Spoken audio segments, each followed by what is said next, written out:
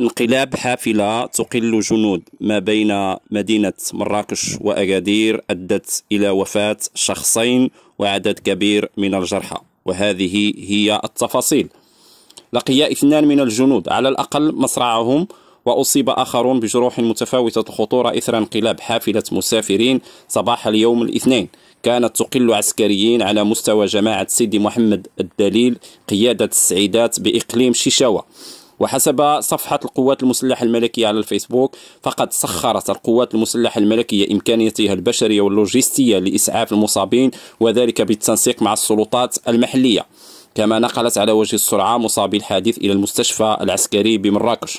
وأضافت المصادر ذاتها أن عناصر الدرك الملكي فتحت تحقيقاتها لتحديد المسؤوليات القانونية عن الحادث الأليم الذي وقع بالطريق السريع الرابط بين أكادير ومراكش.